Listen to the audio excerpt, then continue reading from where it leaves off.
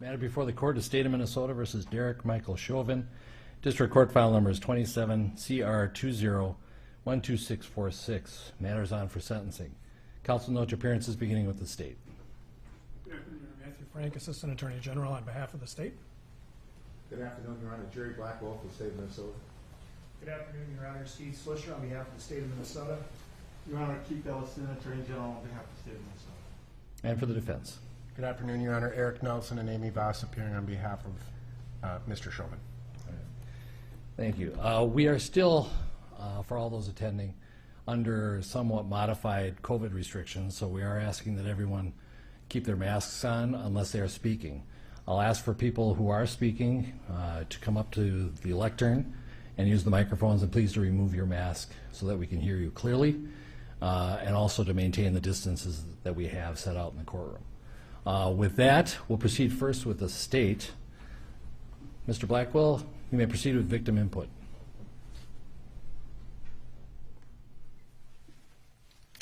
Your Honor, we have 4 victim impact statements. We will start with the 7-year-old daughter of George Floyd, Gianna Floyd, who will present hers by video.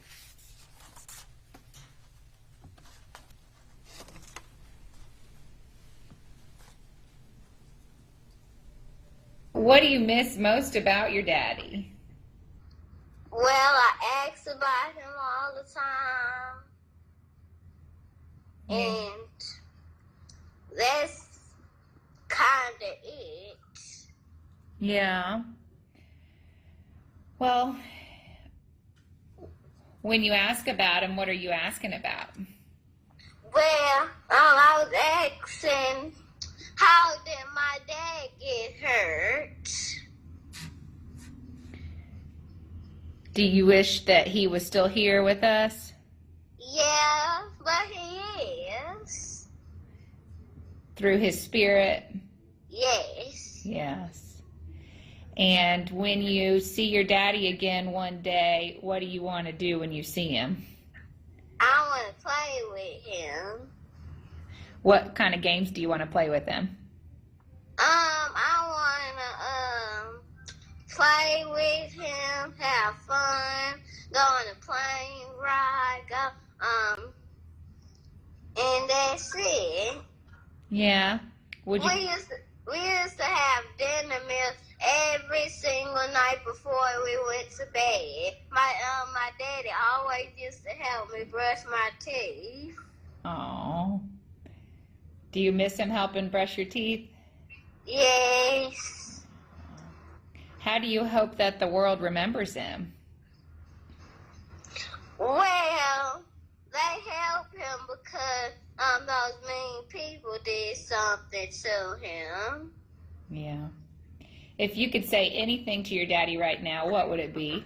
It would be, I miss you and I love you. All right. Thank you, Gianna. I really appreciate you answering questions today. That was Gianna Floyd. Your Honor, next we'll hear from the nephew of George Floyd, Brandon Williams. Mr. Williams.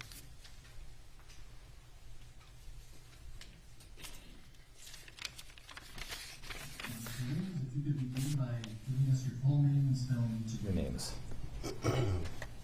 Brandon Williams, BRANDON WILLIAMS. Thank you. You may proceed. On Monday, May 25th, 2020, George Perry Floyd Jr. was murdered by Derek Chauvin in a malicious and insidious display of hate and abuse of power. Chauvin killed George. Not only did he kill George, but he also displayed a total lack of consideration for human life as he did so. You saw it, I saw it, and millions of people across this country and the globe witnessed the act of hate. A year and 1 month later, I stand there before you tasked with the duty of expressing how George's death has impacted me personally and the rest of our family. As I racked my brain and thought about what I could say today, I came to this conclusion. It is humanly impossible for me to stand here and convey or articulate the right words that would capture all that we are feeling and what we have felt over this period. so please bear with me as I attempt the impossible. The sudden murder of George has forever traumatized us. You may see us cry, but the full extent of our pain and trauma will never be seen with the naked eye. The heartbreak and hurt goes far beyond any number of tears we could ever cry. Words simply cannot express the pain, anguish, and suffering that our family and friends have endured since George's murder. It has been truly unimaginable, but not as nearly unimaginable as the defendant's decision to take the life of a human being with no regard for the effect it may have on others.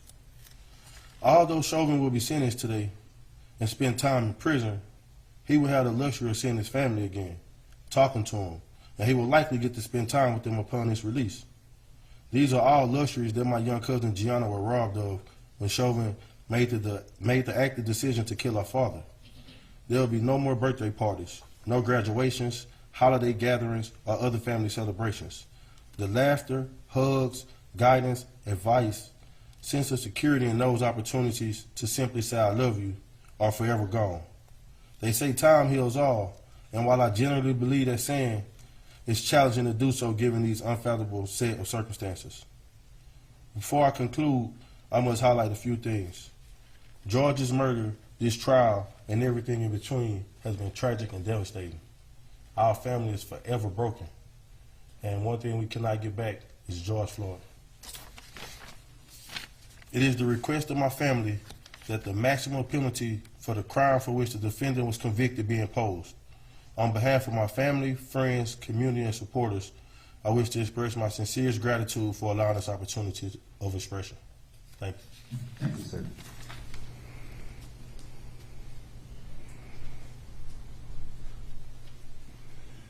Your Honor, first, just for the record, this wonderful lady standing here is a Hennepin County victim advocate. Ms. Boswell is well known to the court. Yes, thank you, Judge. And so, Your Honor, we'll next hear from the brother of George Floyd, Mr. Terrence Floyd.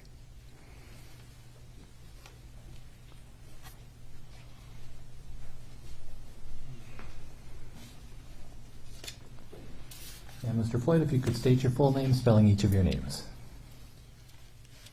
Yes. Terrence Floyd, that's Terrence, Floyd, Floyd. Go ahead.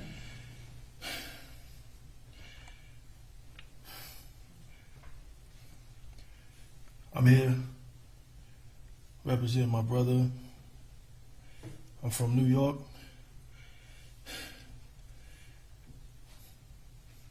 On May 25th, 2020, my brother was murdered, everyone knows, by Derek Chauvin. The facts of this case were proven beyond a reasonable doubt, and 3 guilty verdicts have been rendered.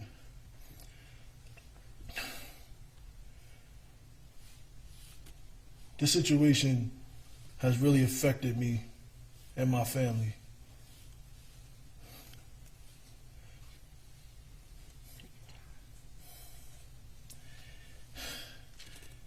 Any family member that has went through this, we are part of a fraternity of families, and it's not one of those, fraternities that you enjoy. I just, over this last year and months, I actually talked to a few people, and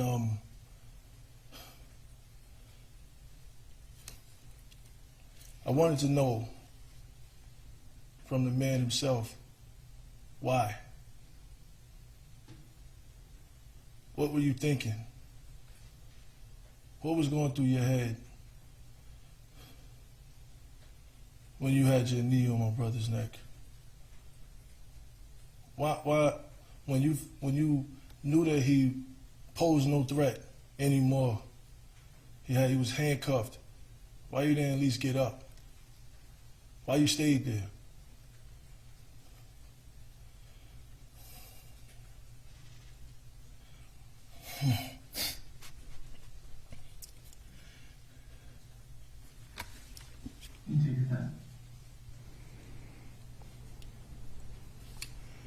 A month before my brother was murdered, I was on the phone with him, and we had a long conversation. And as I looked at the video of my niece, the last conversation me and my brother had was he wanted to have play dates. He wanted to plan play dates with Gianna and my daughter. And we started setting it up. That can't happen.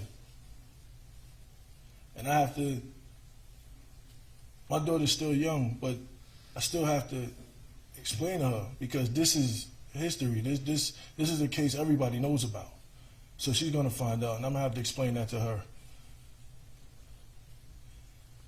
And I think that's, to me, harder than even just standing here, that I have to talk to my daughter and tell her, you know, about her niece, about her uncle, about the situation. That's basically reliving it all over again, years down the line.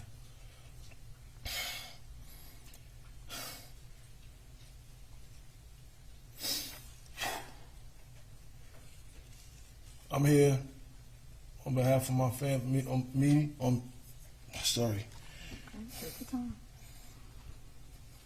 behalf of me and my family, we seek the maximum penalty.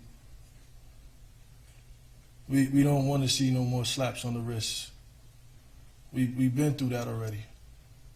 In my community, in my culture, we've been through that already. Smacks on the wrist. No. Because if it was us, the roles was reversed, there wouldn't be no case. It would have been open and shut. We'd have been under the jail for murdering somebody. So we asked for that same penalty for Derek Chauvin. Thank you. Thank you, sir.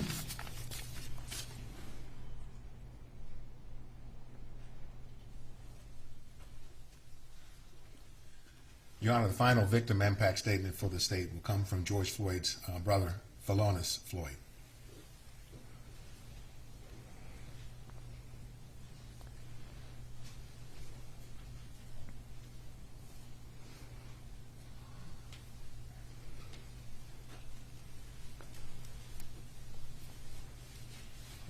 And sir, if you could begin by giving us your full name and spell each of your names, and I have permitted you to use your phone because you have notes on it, is that correct? Yes, sir. All right, and you may proceed when you're ready. Giving us your full name first. Phalonis Floyd, spelled Philonise, last name Floyd, Floyd. And you may proceed.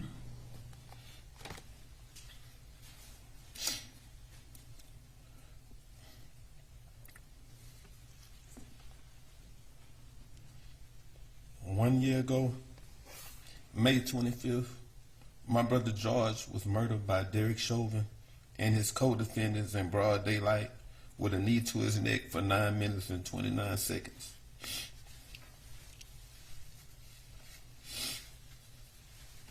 I was a trucker, and immediately my life changed forever. I began to speak to the world for George from the United Nations, Africa, Canada, Japan, and so many other countries. Every day, I have begged for justice to be served, reliving the execution of George, while others begged and pleaded for Officer Chauvin to simply just allow George to take a breath. I haven't had a real night's sleep because of the nightmares I constantly have hearing my brother beg and plead for his life over and over again. Even saying, they're going to kill me. Please, officer. Screaming for our mom. I have had to sit through each day of Officer Derek Chauvin's trial and watch the video of George dying for hours over and over again. For an entire year, I had to relive George being tortured to death every hour of the day, only taking naps and not knowing what a good night's sleep is anymore. I've been lifting my voice tirelessly every day so that George's death will not be in vain. Honorable Judge Peter Cahill, I thank you for allowing me to share this today. George's life mattered. So my family and I, most of all, my niece, Gianna.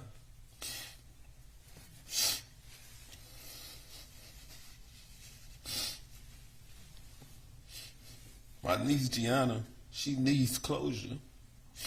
I'm asking that you please find it suitable to give Officer Chauvin the maximum sentence possible, charge that he has been found guilty for. My family and I have been given a life sentence. We will never be able to get George back. Daddy's our daughter's first love. He would never be able to walk Gianna down the aisle at her wedding, attend those magical moments of her life like a daddy-daughter dance, sweet 16 party, seeing her out for prom graduations, and she would never be able to have any personal memories with her father. With a smirk on his face and children present, Officer Chauvin used excessive force and acted against his training. Chauvin had no regards for human life, George's life.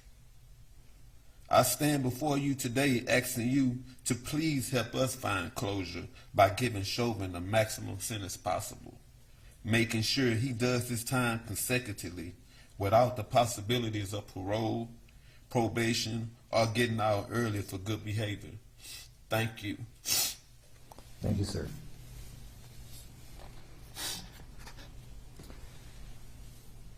Mr. Frank.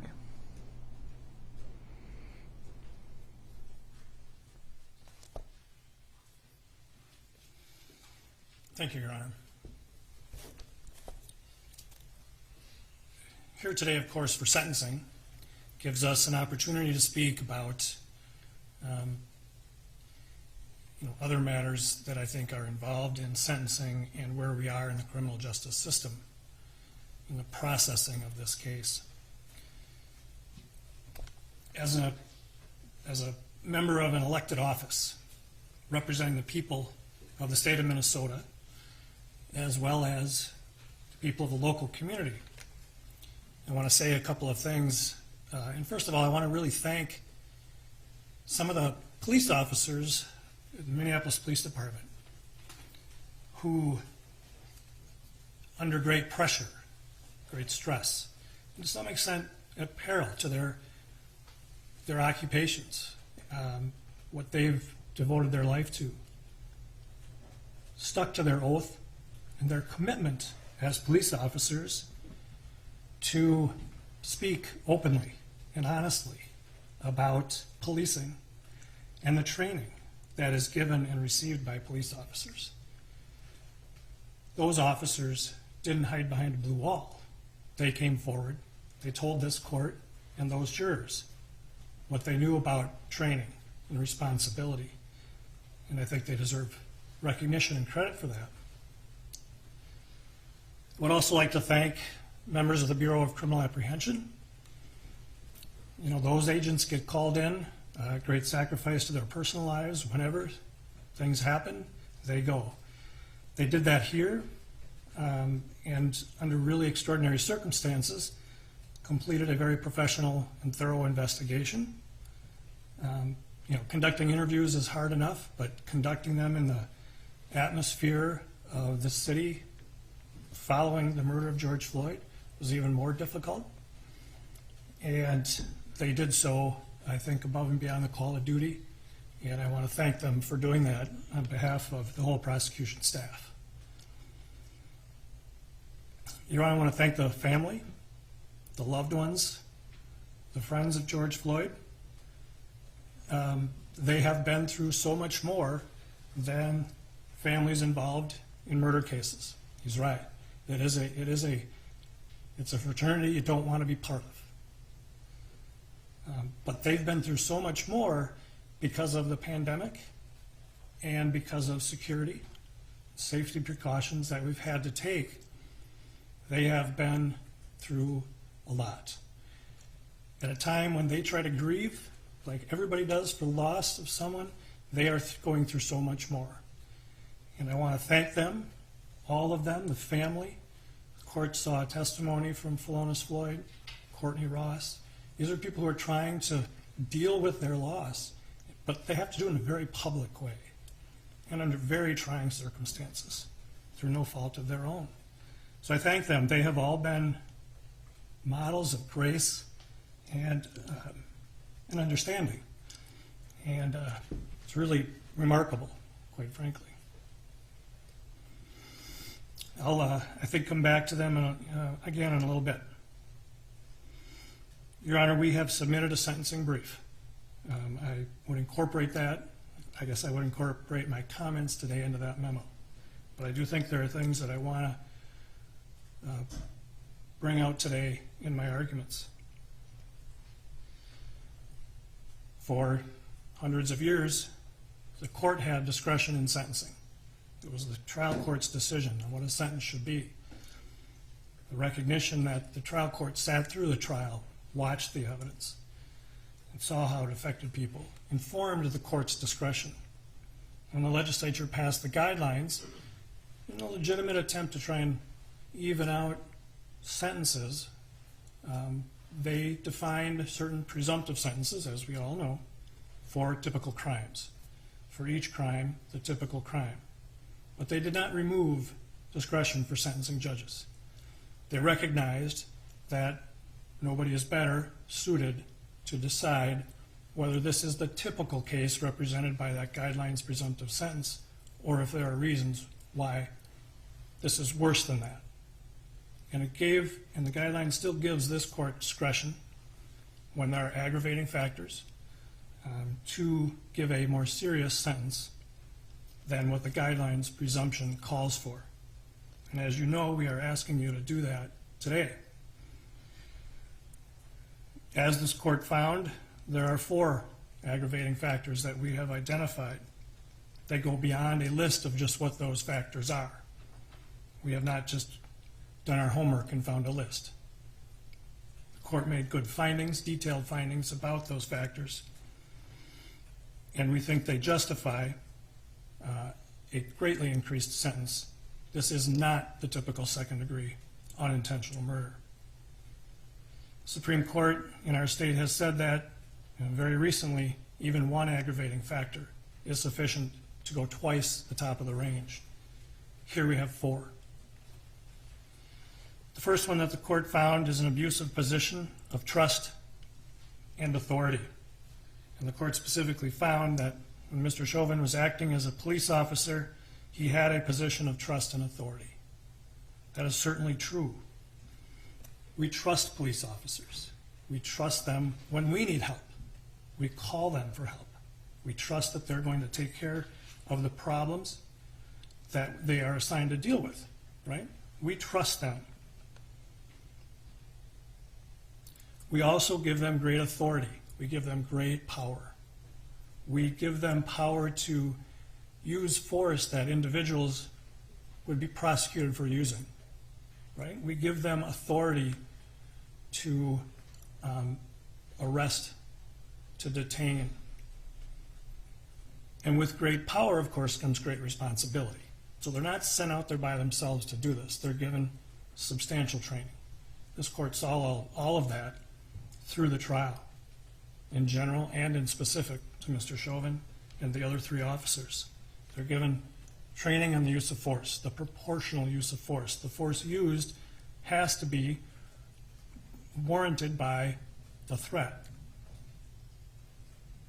They're given training on de-escalation because we recognize that police officers are called in when people are not having their best day, when people might be affected by mental illness, drug abuse, any number of issues. They're just having a bad day, and they're trained for that and should be. And they're taught how to use that to de-escalate and control a situation. They're taught medical intervention. They're taught to provide medical attention to people who need it. Being a police officer is a difficult job. We ask a lot of them. It's a profession, there's no doubt about it. but we give them a substantial amount of training, and most officers do it right. This case wasn't about police officers, all police officers. It wasn't about policing. This case was about Derek Chauvin disregarding all that training he received and assaulting Mr. Floyd until he suffocated to death. One of the things that you heard, Your Honor, and the jurors heard, that can really encapsulate, I think, a very important issue here. 7 words: in your custody is in your care. And it's a real simple mantra. It's a real easy thing to remember. You're going to take custody of somebody, you have to provide care. You have to do it in a caring way. You can't simply disregard their care. Mr. Chauvin abused his position of trust and authority as a police officer by doing just that, just disregarding all his training. It was an abuse of that because what did he decide to do? We often are forced in this criminal justice system to infer people's state of mind by their conduct and their statements. What was Derek Chauvin's endgame here? What was the plan? It seems apparent the plan was hold him down until we can dump him in an ambulance and no longer have him be our problem. You recall he said to Charles McMillan, he's a big guy, might be on something.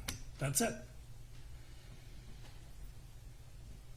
He held Mr. Floyd down as Mr. Floyd begged for his life. He had the other officers help in that regard. And rather than doing the simple expedient of putting him on his side, he said, yeah, He was dismissive to that duty of care.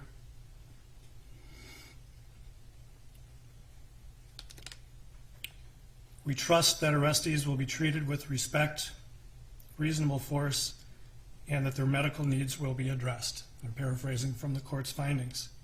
That trust was violated. We trust that they will use their authority reasonably, and this was a particularly egregious abuse of that force. Again, paraphrasing the court's findings. The typical second-degree murder does not involve that extent of abuse of a dearly held position of abuse or a position of authority and trust by the community and by individuals of the community. Your Honor found that Mr. Floyd was treated by Mr. Chauvin with particular cruelty. I think tortured is the right word. We know that, we've all seen it. Mr. Floyd did not want to be in the back seat. That's it. That's the rub. It was the need to get him in that back seat no matter what. And we all saw that once he was pulled out of that back seat, he calmed right down, even willingly went down to the ground. I'm going down, he said. And he went down to the ground, not fighting, not punching, and he was placed initially on his side. He's already handcuffed. He's placed on his side in the recovery position, like he should be, because he's trying to breathe, and then quickly placed prone on the ground, face down. Mr. Chauvin put his left knee on George Floyd's neck, his right knee on George Floyd's back, face down on the pavement. Had Officer King sit on Mr. Floyd's waist area, and had Officer Lane hold his feet down. You can even see Mr. Floyd trying to pull his feet up. We all are going to fight to breathe. Everybody knows that fear when you all of a sudden realize you're having trouble breathing. It's just innate, right? We want to survive. We know we have to breathe. And there's an automatic reaction when you begin to feel like that is threatened. And you can see Mr. Floyd going through that. He tries to pull his feet up. But he's held down by these 3 officers while Officer Tao is looking on. And later, of course, goes to keep the people who want to help away. He's placed face down on this pavement so harshly that it rubs the skin off his face. He has injuries to his face from being face down on that pavement. He has injuries to his knuckles from just trying to lift himself up. And he's telling Officer Chauvin, I can't breathe. I'm dying. And Mr. Chauvin's response was, uh-huh. And all this time, I mean, imagine what Mr. Floyd is going through. If we're going to talk about particular cruelty and torture, really try to appreciate what he's going through. He knows he's suffocating. We all know that feeling of not being able to breathe enough. And he's begging, he's pleading, and he's being ignored. His concerns are being dismissed by somebody who has taken custody but not care. He was kept in that prone position for 9.5 minutes and was suffocated. There's no other way to say it. That's particularly cruel. That is more cruel than the typical second-degree unintentional murder. Significantly more. This is not a momentary gunshot, punch to the face. This is 9.5 minutes of cruelty to a man who was helpless and just begging for his life. This court found that there were children present, standing only a few feet from these officers. These children, who were ages 17 and one child age 9. Why is that an aggravating factor? Well, I think everybody can figure that out. Right? It's particularly bad to commit a crime in front of children. We've heard a lot of academia about the development of the young brain and how long it can take. And here you got a couple of teenage girls and a 9-year-old girl. How are they going to process this? Standing feet from a man being suffocated by police officers. Such a stark sight that one of the children even says, we got to call the police on the police. How do you process that as a 9-year-old?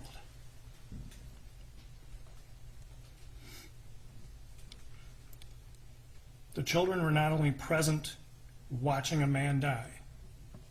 We've all seen, if you haven't, you really need to. Look at George Floyd's face. As he's dying, he's suffering. The children have to watch this. But not only that, it's police officers, and there are people around them wanting to help. And at one point, and sure, they got upset. At one point, Mr. Chauvin points his mace, grabs his mace to keep him back. How does a child look at that? There's another officer screaming at them to get back. The typical second-degree unintentional murder doesn't involve children standing feet away watching a 9.5-minute suffocation of a man begging for his life.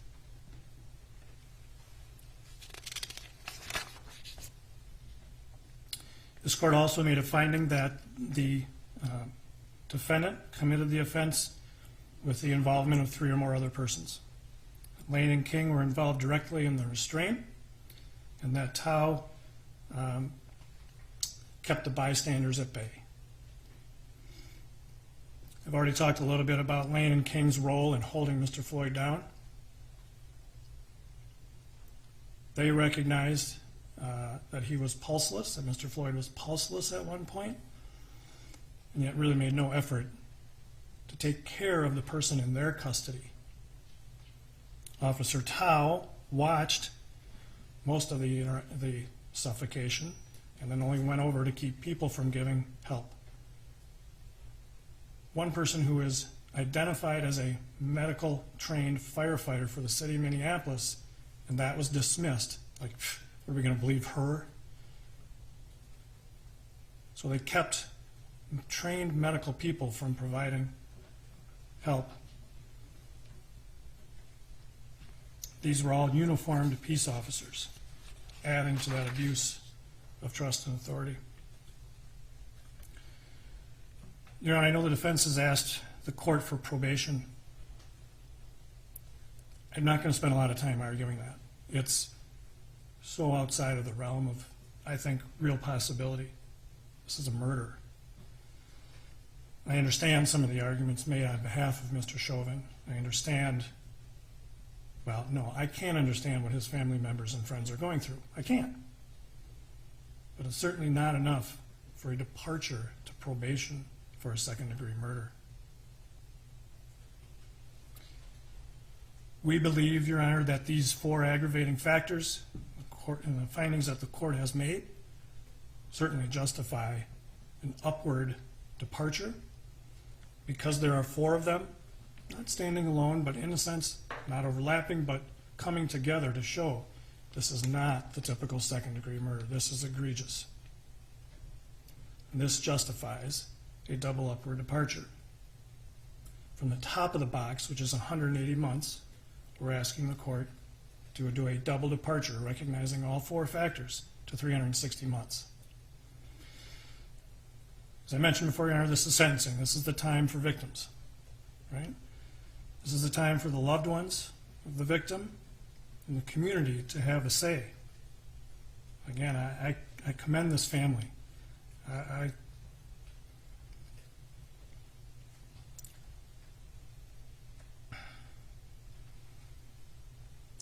I commend all of the loved ones, the friends, the people that have been involved in this case for tolerating and being gracious.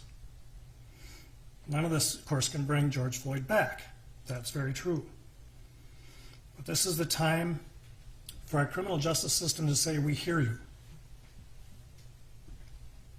This is the time for their criminal justice system to say, we recognize that this harm you're going through is real, and while we can't feel what you're feeling, we know we can do what your criminal justice system should do and recognize the severity of this crime and reflect that in the sentence to be given.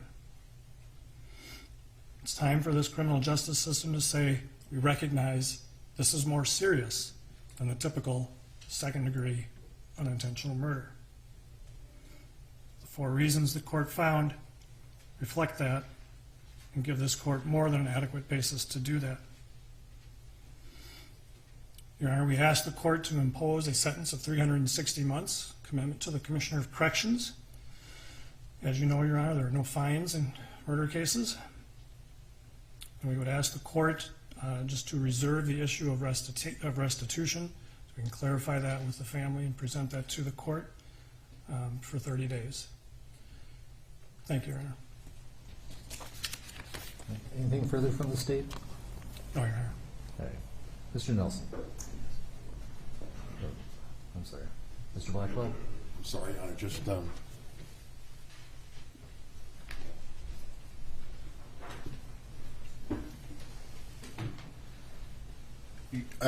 thank you, Your Honor. Your Honor, at this time, the defendant's mother, Carolyn Palenti, would like to address the court. If you could state your full name, spelling each of your names, and proceed when you're ready. Carolyn, C-A-R-O-L-Y-N, Palenti, P-A-W-L-E-N-T-Y.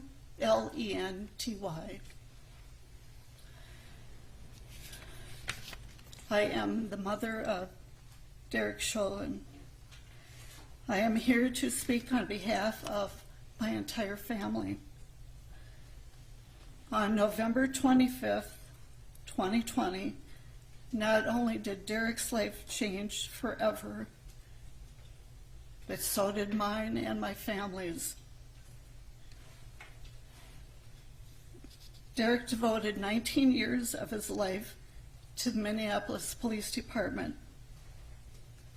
It has been difficult for me to hear and read what the media, public, and prosecution team believe Derek to be an aggressive, heartless, and uncaring person. I can tell you that is far from the truth. My son's identity has also been reduced to that as a racist. I want this court to know that none of these things are true and that my son is a good man. Derek always dedicated his life and time to the police department. Even on his days off, he would call in to see if they needed help. Derek is a quiet, thoughtful, honorable, and selfless man.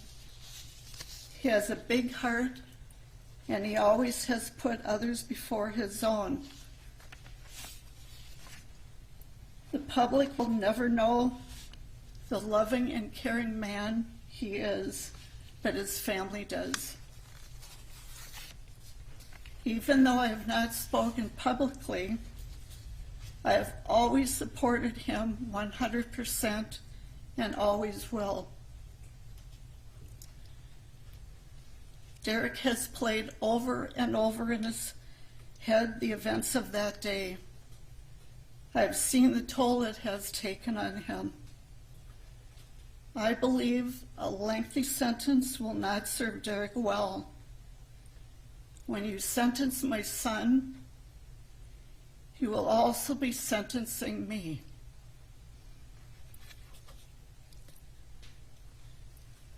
I will not be able to see Derek, talk to him on the phone, or give him our special hug. Plus the fact that when he is released, his father and I most likely will not be here.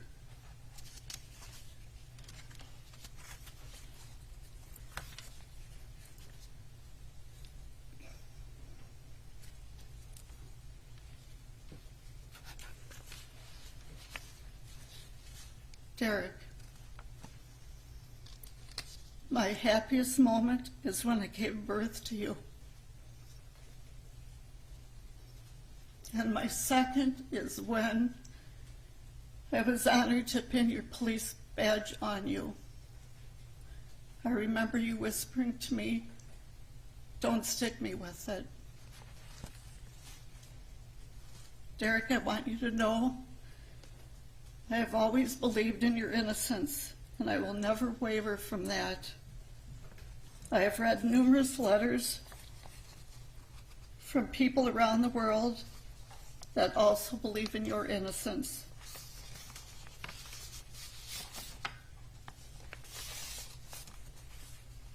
No matter where you go, where you are, I will always be there to visit you. I promise you I will stay strong, as we talked about, and I want you to do the same for me. I will do what you told me to do, take care of myself, so I will be here for you when you come home. Remember, there is no stronger bond or love than a mother's love. And one final thought I want you to remember. Remember, you are my favorite son. Thank you for your time. Thank you. Mr. Nelson.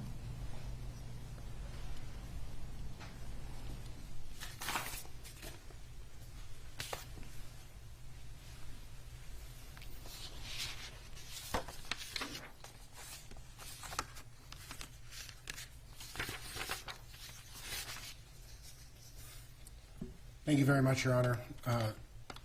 It is my intent that my remarks this afternoon be quite brief.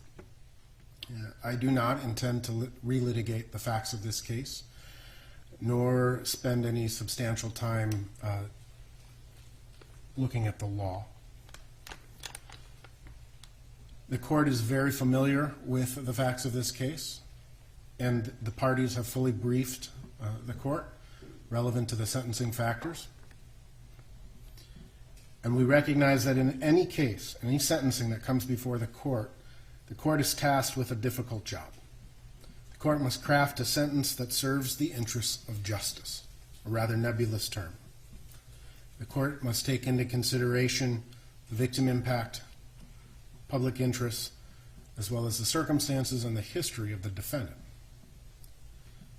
And in this case, more than any other, that likely any of us have ever been involved in, that task is exceedingly more difficult. In my remarks today, I just wish to briefly address each of those three considerations, starting with the public impact.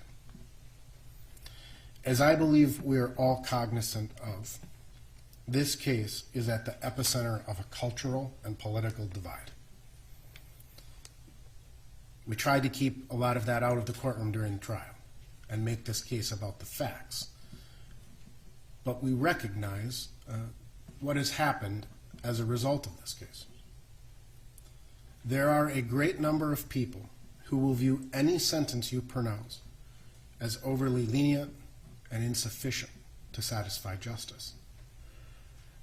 But there are an equal number of people who will view any sentence you pronounce as draconian or overbearing. Either way, some percentage of the public will view your sentence as a miscarriage of justice. The intensity of the public interest in this case cannot be understated. I trust that the volume of correspondence that each of us has received from the public at large is indicative of these very sentiments on both sides. As I was informed just yesterday, the Attorney General's office established a website, web submission, to accept community impact statements. Again, in my understanding is in a little over 2 weeks they received over 1,000 submissions. Again, on both sides. By my very best estimate, since my representation of Mr. Chauvin began last summer, I would estimate that I have received over 5,000 emails, over 1,000 voicemails, and hundreds of handwritten letters. Again, from both sides. And I expect that Your Honor has likewise been inundated with public comment and scrutiny. The impact that this case has had on this community is profound. It goes far beyond what happened on May 25th of last year. It has been at the forefront of our national consciousness, and it has weaved its way into nearly every facet of our lives, from the entertainment that we consume to the presidential politics, from protests to conspiracy theories. In the end, it is my sincere hope that when this proverbial dust settles, the community impact brings forth principled debate and civil public discourse, and ultimately leaves a positive effect on the city of Minneapolis, the state of Minnesota, and the United States. But nevertheless, while this court may consider the community impact, it is for these very same reasons that the court must turn to the foundational legal principles and remember that justice is blind. Law is built on reason and common sense, and it cannot be permitted to be assailed by public opinion. Turning to the second consideration, which is the victim impact, the death of George Floyd. The death of George Floyd was tragic. He is loved by his family members. He is loved by his friends. And his death is justifiably mourned by those whose lives he impacted. He is a son, a brother, a father, an uncle, and a friend to many. And as the court heard today, the impact and the loss of his life, simply just, it can't be simplified. And it will take time. Finally, Your Honor, the court must take into consideration, just like it has to take into consideration the aggravating factors, it needs to take into consideration the mitigating factors. And the mitigating factors as set forth by the sentencing guidelines really point to the TROG analysis, essentially, ultimately in this case. I'm not going to spend a lot of time, again, arguing for a probationary sentence. That's briefed. But that being said, when we look at the TROG factors, Who is Derek Chauvin? Derek Chauvin spent 19 years as a Minneapolis police officer. He loved being a police officer. I was contacted during the course of my representation and have had numerous conversations with his fellow police officers or fellow police officers that worked with Derek, some retired, some still active. And they told me that he was a solid police officer, that he did his job, that if somebody asked him to do a particular task, he never complained, he did it. One person told me that one of his sergeants told me that if I had asked him to dig a ditch for 8 hours, he would have picked up a shovel and he would have never complained for a second. He would have done his job. He was decorated as a police officer, multiple life-saving awards. He was decorated for valor. He was proud to be a police officer because what he liked to do was help people. And as the statistics show, the vast majority of police work is helping people. He was proud to be a Minneapolis police officer. He served his country as the United States in the United States Army. And he too is a son, and a brother, and a father, and a friend. He too, his life, the life he's lived, he's not coming into this as a career criminal with 6 points, 5 points, 4 points. He's coming into this never having violated the law because he lived an honorable life and he attempted to live an honorable life. Derek Chauvin was not even scheduled to work on May 25th, 2020. He volunteered because there was short staffing at the time. I know from numerous conversations that I've had with Derek that his brain is littered with what ifs. What if I just had not agreed to go in that day? What if things had gone differently? What if I never responded to that call? What if, what if, what if? The truth of the matter is, and the end result is that we are here after a jury verdict, finding him guilty of these offenses. And the court's consideration should not only be focused on the aggravating factors, but the mitigating factors as well. The Minnesota Sentencing Guidelines Commission was established for a reason. And yes, the court in circumstances like these has discretion to go beyond an aggravated sentence, beyond the presumptive sentences established by the sentencing guidelines. But the sentencing guidelines don't differentiate between second-degree murders. Someone robs a liquor store, a police officer is involved in an incident, and a person dies in police custody. The law presumes, the legislature presumes, that the sentencing guidelines as established is a sufficient penalty for all of the second-degree murder categories or cases you would see.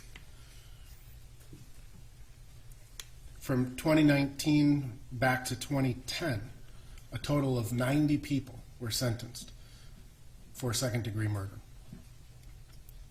Those sentences, those people, there were more than that, but people who had a 0 criminal history score, more than 90 people were sentenced. 67%, or 60 of those 90 people, received a guideline sentence of 150 months. So 2/3 of all people in this same position received a guideline sentence. 20% received an aggravated sentence, 18 of the 90, and 13% or 12 individuals were granted mitigated departures. So if the legislature and the intent of the sentencing guidelines is to eliminate sentencing disparity, the law should presume that the guideline sentence is what is appropriate in this case. The judge may take You may take into consideration at this point those aggravating factors, but you have to counterbalance them, which is the goal of the law, with the mitigating factors. I know that this has been an incredibly difficult case for the Floyd family to have to endure. The state of Minnesota, likewise, the prosecutors in this case have endured quite a bit, as has Mr. Chauvin's family. This is a case that has changed the world to some degree, and I hope it's positive. But it's my hope that the court follows the sentencing guidelines, applies the law in a reasoned manner, and imposes a just sentence. Actually, Mr. Chauvin, would you join Mr. Nelson at the lectern?